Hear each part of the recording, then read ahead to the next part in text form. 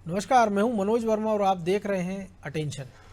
मध्य प्रदेश के कर्मचारी old pension योजना को लेकर लामबंद हैं। कर्मचारियों के इस आंदोलन को कहीं ना कहीं कांग्रेस भी हवा दे रही है। ओल्ड पेंशन एक ऐसा चुनावी मुद्दा है जो आने वाले चुनाव को रुख पलट भी सकता है। इसलिए कमलनाथ ने एक बार नहीं कई बार ट्वीट करके ओल्ड पेंशन देने का वचन दिया है। हिमाचल, राजस्थान और छत्तीसगढ़ की कांग्रेस सरकारों ने ओल्ड पेंशन योजना लागू भी कर दी है। ऐसे में मध्य प्रदेश सरकार पर दबाव है, लेकिन केंद्र की मोदी सरकार ओल्ड पेंशन देने के पक्ष में नहीं है, क्योंकि भाजपा सरकार ने ही पुरानी पेंशन खत्म करके नई पेंशन योजना लागू की थी। अब नई पेंशन योजना शेयर बाजार से लिंक है और इसमें कर्मचारी को अंशदान देना पड़ता है, इसलिए कर्मचारी इस जोखिम भरी योजना का विरोध कर रहे हैं। ऐसे में भाजपा सरकार कर्मचारियों को खुश करने के लिए क्या कदम उठाएगी और क्या ओल्ड पेंशन योजना के आंदोलन से कांग्रेस को चुनावी फायदा मिलेगा, ये जानेंगे। लेकिन पहले देखिए रिपोर्ट।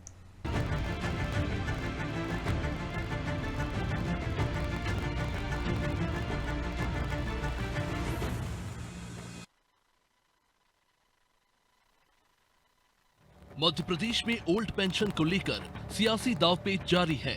मध्य प्रदेश के पड़ोसी राज्य छत्तीसगढ़ और राजस्थान में ओल्ड पेंशन स्कीम लागू हो चुकी है, इसलिए मध्य प्रदेश के कर्मचारी संगठन भी ओल्ड पेंशन की मांग करते हुए अब लामबंद हो गए हैं। पड़ोसी राज्यों में ओल्ड पेंशन स्कीम लागू होने से मध्य प्रदेश सरकार पर भी दबाव है।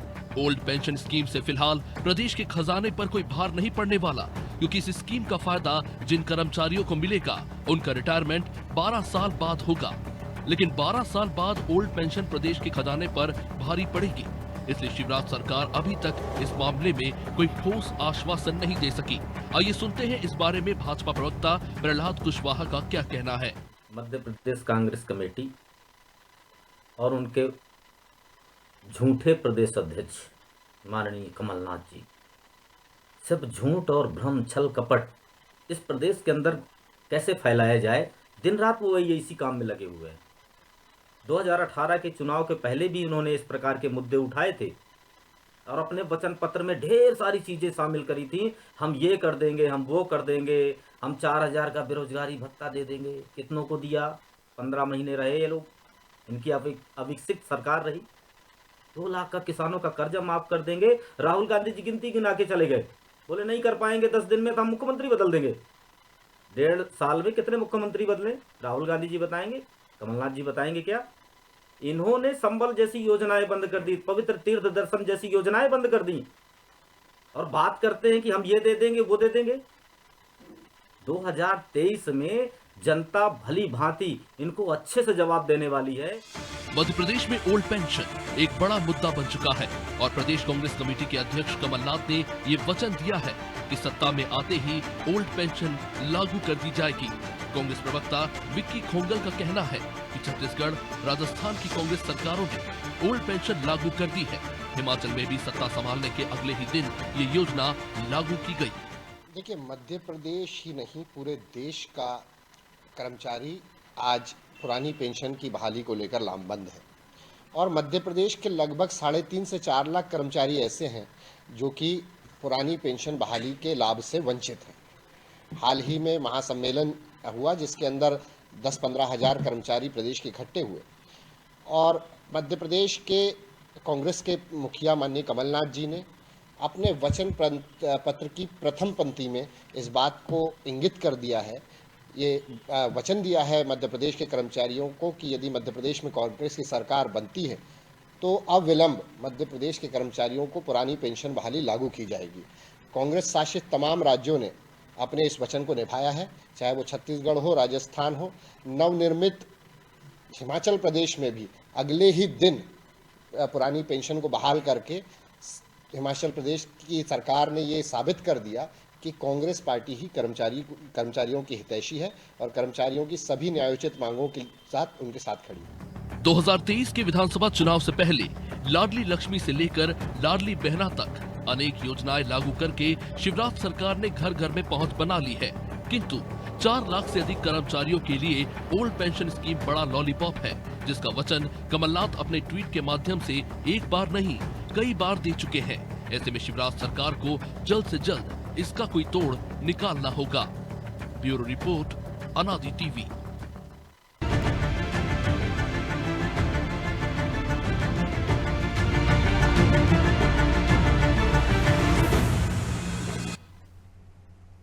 तो इसी पर चर्चा करने के लिए हमारे साथ जुड़ गए वरिष्ठ पत्रकार खिलावन चंद्राकर और हमारे सहयोगी ब्रजेश चौक से।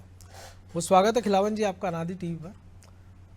ओल्ड पेंशन स्कीम कहने को तो आप कह सकते हैं कि 3.5 लाख कर्मचारी ऐसे हैं जो 2004 में इस पेंशन स्कीम के शामिल होने के बाद से जिनकी भर्ती की गई है, और ज़्यादातर कर्मचारी हम तो देख रहे हैं आजकल संविदा में भर्ती किए जा रहे हैं। तो अब सरकार अगर वादा कर भी दे, लागू कर भी दे, तो लगभग 14 साल बाद उनको पेंशन देना है।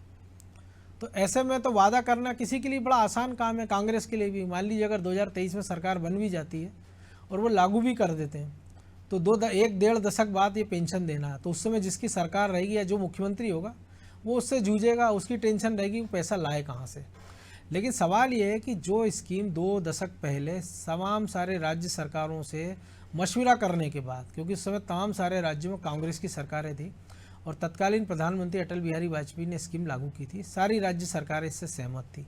तो अब 2 दशक बाद क्या ऐसा दिख रहा है कि ओल्ड पेंशन स्कीम क्या ऐसा कोई जादू का मुद्दा है कि जो किसी भी राज्य में आपको सत्ता दिला सकता है, या क्या कर्मचारी आज उस पावर में है? अगर 3.5 लाख कर्मचारियों की बात करें, क्योंकि पुराने कर्मचारियों को तो पुरानी पेंशन मिल ही रही है, कि उनके दम पर कोई सरकार बन बिगड़ सकती है, जिसके कारण ये बढ़ा चढ़ाकर वादे किए जा रहे हैं, दावे किए जा रहे हैं।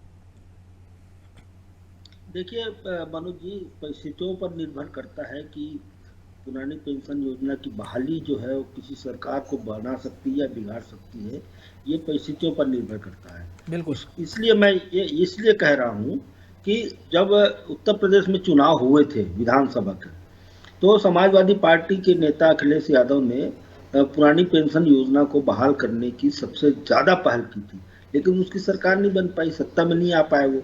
तो कुल मिला के मेरा ये कहना है कि ये पेंशन योजना, ओल्ड पेंशन योजना सिर्फ राज्य सरकारों के बूते नहीं है, बल्कि केंद्र सरकार के कर्मचारियों पर भी निर्भर है। देखिए, इसको बंद करने की योजना सबसे पहले शुरू हुई थी अटल बिहारी वाजपेयी के शासनकाल में 2003 में, और वो अंत में आते आते 2005 में जब इसकी सरकार बनी मनमोहन सिंह की, तब इसको जो है लागू किया गया और ओल्ड पेंशन स्कीम के जगह में न्यू पेंशन स्कीम लागू किया गया। और न्यू पेंशन स्कीम में आपने अपने इस पेज में बताया भी था अभी प्रोमो में कि किस तरह से वो बाजार के उतार चढ़ाव, शेयरों के उतार चढ़ाव पर निर्भर करती है, और मुझे लगता है कि पूरे देश के कर्मचारियों को ये स्वीकृत नहीं है। इसी तरह की राज्यों की बात है। जहाँ तक कांग्रेस का सवाल है, कांग्रेस के 3 कांग्रेस शासित राज्य हैं, छत्तीसगढ़, राजस्थान और हिमाचल प्रदेश। इसमें हिमाचल प्रदेश और छत्तीसगढ़ में तो घोषणा हो चुकी है, अभी लागू नहीं हुई है। संभवतः हो सकता है 1 अप्रैल से शुरू कर दी जाए, लेकिन पिछले 1 साल जो पहले फंड है वो तो केंद्र सरकार की ओर से रेगुलेट किया जा रहा है, उसमें तमाम सारी अड़चने हैं। कहने सुनने बड़ा आसान है कि कैबिनेट ने अप्रूवल दे दिया और पुरानी पेंशन हटाकर नई लागू कर दी। मैं अपनी बात को आगे कहना चाहता हूँ। एकमात्र राजस्थान की सरकार है जिसने 1 अप्रैल 2022 से पुरानी पेंशन योजना को लागू कर दी है, और उसके लिए वहां के बजट में भी प्रावधान, पर्याप्त रूप से प्रावधान किया गया था। अब जो है जिस तरह से राजस्थान के तर्ज पे छत्तीसगढ़ में कांग्रेस की सरकार है या हिमाचल प्रदेश में है, उसने भी लागू करने की घोषणा कर दी है। इसी तरह से झारखंड और पंजाब की सरकारों ने, राज्य सरकारों ने भी इस योजना को लागू करने की घोषणा कर दी। देखिए, अभी 9 राज्यों के और हो सकता है 10 राज्यों के, यदि जम्मू कश्मीर में भी घोषणा हो जाए तो 10 राज्यों के चुनाव इस साल जो है विधानसभा के चुनाव है। साथ ही 24 के मई जून में हो सकता है लोकसभा के चुनाव भी हो। तो कुल मिला के ये कहना है कि ये सिर्फ केंद्र राज्य की नहीं, बल्कि केंद्र सरकार और राज्य सरकार की दोनों की बहुत बड़ी विसंगति है कि दोनों ही के कर्मचारी, दोनों ही कर्मचारी बहुत विद्वलित है इस मामले को लेकर के, और सरकार से, क्योंकि उनको तो लाभ दिख रहा है ना। क्योंकि हम देखिए, अगर कोरोना में पूरी दुनिया खुल गई, चाइना तक खुल गया, लेकिन हमारे यहाँ सरकारी कर्मचारी राज्य सरकार के 5 दिन का सप्ताह चल रहा है और मार्च तक चलना है, जबकि 1 साल पहले सब कुछ खुल गया है। लेकिन इसके विरोध में कोई कर्मचारी संगठन आकर ये नहीं कह रहा है कि नहीं भैया हमको तो 6 दिन काम करना है। सरकारी दफ्तरों का आप हाल देख लीजिए कि अगर 11-10 बजे से ऑफिस है तो 12-12 बजे तक लोग आते नहीं है, 5 बजे तक का समय है तो 4 बजे से टेबल कुर्सी छोड़ देते हैं। तो केवल आपको हक लेने की लड़ाई तो लड़ रहे हैं, लेकिन जो आपकी ड्यूटी है वो आप करना नहीं चाहते हैं। हम टीचरों की बात कर ले, उनका वेतनमान हम चाहते हैं कि अच्छा वेतन सबको मिले, आपको हमको सरकारी कर्मचारी। लेकिन जो वेतन विसंगति, एक तरफ किसान की औसत आय आप देख लीजिए कितनी है, और एक टीचर की देख लीजिए, और सप्ताह में साल में कितने दिन स्कूल पढ़ाता है ये आप देख लीजिए। तो ऐसी तमाम सारी चीज़ें कि केवल आपको अपने फायदे के लिए लड़ाई लड़ना है। नहीं मनोज जी, उसमें मैं आपको संशोधन करना चाहूँगा। 5 दिन का सप्ताह हुआ है, लेकिन कार्य के घंटे में भी लगभग प्रतिदिन जो 5 दिन है वर्किंग डे, उसमें जो है ना आधे घंटे की बढ़ोतरी की गई। 5:30 का समय था ऑफिस का, अब 6 का समय कर दिया गया है। तो इस तरह से भरपाई की जा रही है। एक दिन की जो कार्यवधि है, अगर 6 दिन में आधा घंटा बढ़ा भी दे तो 3 ही घंटे होते हैं। कुल मिला के मेरा ये कहना है कि जिस तरह से इधर से कान पकड़ने की बात हुई थी, उधर से कान पकड़ लिया गया। लगभग यही बात जो है ना पुरानी पेंशन स्कीम में है। नई पेंशन स्कीम लागू की गई है, वो कतई कर्मचारियों के हित में नहीं है। जहां तक मैं जानता हूं, जिस तरह से वहां परिवर्तन होना है, आपको या तो जो है ग्रेजुइटी का लाभ नहीं मिल पाएगा, आपको जो पेंशन लगभग वेतन के आधा पेंशन मिलता था वो आपको नहीं मिल पा रहा है। तो कुल मिला के ये कहना है मेरा कि यदि सरकारें बहाल करती है, राजस्थान सरकार ने अभी 1 साल से लगातार चला रही है, किस तरह से उनकी आर्थिक व्यवस्था होती है इसका अध्ययन किया जाना चाहिए, जो दूसरे राज्य लागू कर रहे हैं। लेकिन मध्य प्रदेश में जहां तक बात है, मध्य प्रदेश में निश्चित रूप से, लेकिन मैं वही तो कह रहा हूँ, क्योंकि जब असली लाभ आपको देना है, जो 2005 से भर्तियां शुरू हुई हैं, तो अभी तो उनकी नौकरी 15-17 साल की हुई है, तो कम से कम 10 साल बाद वो रिटायरमेंट शुरू होंगे, जब सरकारों को उसका लाभ देना होगा। तो इसीलिए तो राज्य सरकारें लगातार घोषणा कर रही ताबड़तोड़, क्योंकि अभी तत्काल उनको कोई पैसा नहीं देना है। तो ब्रजेश जी, एक और चीज़ है कि एक तरफ बात होती राज्यों की माली हालत की, अगर हम बात करें क्या स्थिति है। अगर पंजाब का जिक्र किया खिलावन जी ने कि राज्य का बजट 1 लाख करोड़ का और कर्जा 2.5 लाख करोड़ का है। मध्य प्रदेश में 3 लाख करोड़ का बजट आना, 3 लाख करोड़ से ज़्यादा का कर्जा है। तो क्या राज्य सरकारों की आर्थिक स्थिति ऐसी है कि इस नई व्यवस्था को वो लागू कर पाएंगी? क्योंकि फिर ऐसा भी हो सकता है कि सरकारों के पास कई उपाय रहते हैं कि अगर वो ऐसे कोई इसमें या तो क्लॉजेस जोड़ दें कि भैया जिन लोगों को पेंशन स्कीम का लाभ मिलेगा पुरानी का, तो उनके परिवार को किसी सदस्य को लाडली लक्ष्मी का लाभ नहीं मिलेगा, या उनके परिवार के किसी सदस्य को जो है मुख्यमंत्री तीर्थ दर्शन का लाभ नहीं मिलेगा, या जो तमाम सारी सरकारी स्कीम्स हैं उनका लाभ नहीं मिलेगा। तो बहुत सारे लोगों को शायद डबल नुकसान हो सकता है, क्योंकि राज्य सरकारों के पास भी ज़्यादा कुछ चारा बचा नहीं है। लेकिन ऐसा तब करेंगे ना मनोज जी, जब उनकी सरकारों की चिंता होगी कि राज्य सरकार की माली हालत क्या है, उसकी चिंता होगी। अभी चिंता तो वोट की है ना। वोट में यदि ये सब सारे क्लॉज डाल देंगे तो फिर तो एक तरफ से आपको देना है, दूसरी तरफ से आपको नहीं देना है, बात तो बराबर हुई ना। तो अभी तो वादा इसलिए किया जा सकता है और इसलिए वादा किए जा रहे हैं कि ताकि आपको वोट मिल जाए, कर्मचारियों के भरोसे आप सत्ता में आ जाएं। तो जो सत्ता की लालसा है राजनीतिक दलों में, जो समाज सेवा के लिए आते थे, सत्ता एक माध्यम होती थी, जो पहले के नेता कहते थे, चाहे अटल जी हों चाहे अन्य, वो नहीं बची मनोज जी। जो योजना तमाम राज्यों से, चाहे वो कांग्रेस शासित राज्य हों चाहे अन्य दलों के राज्य हों, तब सबकी सहमति से जिस स्कीम को बंद किया गया था, तब आप सहमत थे। आज क्या परिस्थितियां हो, प्रधानमंत्री मनमोहन सिंह के समय लागू हुई। अब क्या परिस्थितियां आ गई हैं कि आप उसी स्कीम को चालू करना चाहते थे? पहले किन परिस्थितियों में आपने सहमति दी थी? क्योंकि अब आपको सत्ता में आना। देखिए, वादा कौन कर रहा है? जो भी सरकारें सत्ता में हैं वो वादा नहीं कर रही हैं। पंजाब में आने के लिए सत्ता में वादा किया, हिमाचल की हम बात कर रहे हैं, सत्ता में आने के लिए वादा किया। हम छत्तीसगढ़ की बात कर रहे हैं, उन्होंने भी वादा इसलिए किया था कि सत्ता में आ जाए। चाहे हम राजस्थान की बात कर रहा हूँ। और अब मध्य प्रदेश में वादा कौन कर रहा है? जो विपक्ष में है वो कह रहे हैं कि हाँ आगे अब सत्ता में आ जाएंगे तो पुरानी पेंशन स्कीम। लाभ किसको बुरा लगता है मनोज जी? जिसके लाभ की बात कहेंगे वो आपके साथ खड़ा हो जाएगा, क्योंकि उसको अपना देखना है, अपनी सुविधा देखना है, अपना लाभ देखना है। निश्चित तौर पर यदि पेंशन की जो आप बात कर रहे हैं वो सारे क्लॉज डाल देंगे तो वो परिस्थितियां होंगी नहीं। ये सियासी मुद्दा बन गया दरअसल, और कर्मचारी के कंधे पे बंदूक रखकर आप सत्ता में आना चाहते हो, मोहरा उनको बनाना चाहते हो। ये सबसे बड़ी विडंबना है। इसी वजह से जो सरकार में है वो चाहते हैं कि कुछ उसके दूसरे रास्ते हो जाएं, उसके चक्कर में उनको दूसरी सुविधाएं भी मिल जाती है, लेकिन उनकी मांग वही रहती है। तो आप ये देखना होगा कर्मचारियों की जो आप जिक्र कर रहे हैं, फिर एक प्रेशर बनेगा सरकारों पर कि आप ज़्यादा से ज़्यादा सरकारी नौकरियां उपलब्ध कराइए ताकि लोग सरकारी नौकरी में आना चाहेंगे, क्योंकि पेंशन वही मिल रही है ना। प्राइवेट में तो आप जिस दिन नौकरी छोड़ देते हो पेंशन खत्म। आपकी कौन सी पेंशन? जो आपका फंड कटता है, जो आपका वो आपको मिल जाएगा भविष्य निधि। तो आप ये देखिए, या तो सरकार कुछ ऐसे इंतजाम करे कि जिनको पेंशन चाहिए उनकी राशि से एक बड़ा हिस्सा काटे, सरकार उसमें कम हिस्सा में लाए, तब जाके उसकी एक पेंशन की स्कीम बना सकते हो एक नए तरीके से कि जो सरकार पे आर्थिक बोझ ज़्यादा ना पड़े। सरकार उनको पेंशन भी दे सके, उनका भविष्य भी सुरक्षित हो सके, तो ताकि ये ऑप्शन तो उन कर्मचारियों के पास भी है ना, क्योंकि अब सैलरी भी अच्छी है, ऐसा नहीं कि कम सैलरी मिल रही सरकारी कर्मचारियों को। कई सारी स्कीम्स हैंगी, अटल पेंशन स्कीम है, जो आम लोग भी जिनको पेंशन चाहिए वो अपना इन्वेस्टमेंट कर सकते हैं, बाकी लोग भी कर सकते हैं। लेकिन क्या है मनोज जी, इसमें ज्यादातर कर्मचारी ये चाहते हैं कि सरकार ही सब कुछ दे, उनकी जेब से कुछ ना कटे और पेंशन भी उनको मिलती रहे। तो ये जो एक समस्या है, मुझे लगता है कि जो वेतन आयोग लगातार वेतन भत्ते बढ़ते जाते हैं, उन पर एक ब्रेक लगा के सरकार को उनका एक सैलरी का एक हिस्सा बिल्कुल काट लेना चाहिए और वो रख देना चाहिए कि भाई हम आपको पेंशन देने के लिए तैयार हैं, ताकि सरकार उसमें कुछ हिस्सा मिला दे। 75% उनसे काटे तो 25% सरकार मिला दे, तो उनकी भी संतुष्टि हो जाएगी। और जो आप कह रहे हो कि जब रिटायरमेंट होगा तब बोझ पड़ेगा, तो मुझे लगता है अभी से यदि उसकी समुचित व्यवस्था की जाएगी, तो उन्हीं के वेतन से जितने भारी भरकम वेतन बढ़ गए हैं तब कटेंगे, तो मुझे लगता है कि आज कटते हैं तो उनका उतना उनको दर्द नहीं होता, क्योंकि उनको एक लगता है भविष्य सुरक्षित है। या उनको पेंशन नहीं मिलेगी तो शुरुआत में अच्छी खासी रकम मिल जाएगी। हमने देखा कि बीएचएल जब रिटायरमेंट देता है तो एक मुश्त रकम दे देता है, पेंशन बंद कर दी है उसने, वहाँ पे कोई हल्ला नहीं होता, क्योंकि जो एक मुश्त रकम मिलती है उससे लोग व्यवसाय शुरू कर देते हैं, अपनी जो भी उनको इनकम के लिए साधन करना हो, या वो एक मुश्त जमा कर देते हैं खातों से, उनको उस हिसाब से ब्याज मिल जाता है। बहुत सारी स्कीमें चल रही हैं। तो चंद्राकर जी, एक खतरा ये भी है ना, जैसे हम देख रहे हैं कि जो भारी खर्चों का बोझ है, सेना की बात करें, इस बजट में चीन के खतरे के बाद भी बजट कम किया है। अग्निवीर योजना सरकार ले आई कि 5 साल आप सेना में नौकरी की है और आपको एक पैसा मिल जाएगा, और आपको व्यवसाय करना या दूसरे कोई साधन है, या सेना में कुछ लोगों को वापस रिक्रूट कर दिया जाएगा।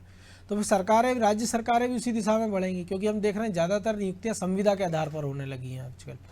सरकारी भर्तियों की स्थिति आप देख लीजिए, सालों साल बीत जाते हैं। अगर पुलिस की भर्ती है, बाकी पटवारी तहसीलदार छोड़ दें, तो अगर हम देख लें टीचरों की बात कर लें, हम हेल्थ डिपार्टमेंट की बात कर लें, हम केंद्र सरकार की बात करें तो सबसे बड़ा सेवा प्रदाता है रेलवे। CPWD था, लेकिन हम देख रहे हैं NHI के बाद जो ज़्यादातर सरकारी जो ठेके हैं, जो हाईवेज बन रहे, पुल बन रहे, वो प्राइवेट कंपनियां बना रही हैं, उनको ठेका दे दिया गया है। तो सरकार दूसरे विकल्प की ओर जाएगी। तो जो नितिन गडकरी ने एक बार कहा भी था कि जब सरकारी नौकरियां ही नहीं रहेंगी तो फिर टेंशन काहे की। देखिए मनोज जी, सबसे महत्वपूर्ण बात यही है, मैं आपकी बातों पर एक दो लाइन की बातें कहने के बाद आऊँगा। देखिए, निश्चित रूप से पेंशन बहाली, पुरानी पेंशन बहाली जो है एक बहुत बड़ा राजनीतिक मुद्दा बन गया है। देखिए, जो प्रभावित है केंद्र से या राज्य से, केंद्रीय कर्मचारियों और राज्य कर्मचारियों की यदि संख्या को देखें हम, और उनके परिवार की संख्या को देखें, लगभग 17-18% मतदाता जो है उन परिवारों से या किसी तरह से उनसे संबंधित है। तो बहुत गंभीरता से जो है ना, जो कर्मचारियों के तेवर दिख रहे हैं सामने, केंद्र के कर्मचारियों को, राज्य के कर्मचारियों के तेवर स्पष्ट दिखाई दे रहे हैं। तो वो तो हमने देखा ना कि जब दिग्विजय सिंह के समय 500 रुपए में गुरुजी भर्ती हुए थे, अब 50,000 भी वेतन उनको कम लग रहा है। आर पार की लड़ाई हो रही है। निश्चित रूप से जितना दिया जाए कर्मचारियों को वो कम ही लगता है, लेकिन हाँ, आर पार की लड़ाई के मुद्दे में इसीलिए पेंशन के नए विकल्पों पर विचार कर रही केंद्र सरकार। मुझे लगता है कि 3 विकल्प उनके सामने है। अभी मैं विस्तार से बता देता हूँ। जी बिल्कुल। देखना, लास्ट सैलरी की आधी रकम, जो लास्ट के 6 महीने की सैलरी है, उसकी आधी रकम कर्मचारियों से योगदान के रूप में लिया जाए, बाकी जो है केंद्र सरकार जमा करेगी। एक विकल्प ये है। दूसरा विकल्प ये है कि मौजूदा एनपीए में तय कर दी जाए कि न्यूनतम पेंशन, इसमें तय है कि कर्मचारियों का योगदान कितना रहेगा। ये दूसरा विकल्प है। तीसरा विकल्प, जिस तरह से अटल पेंशन योजना की आपने चर्चा की, अटल पेंशन योजना जो आम आदमी के लिए है, बिल्कुल, उसको परिष्कृत रूप में कुछ बदल के, कुछ आमूलचूल परिवर्तन करके कर्मचारियों के लिए लाया जाए, इस विकल्प पर भी विचार चल रहा है।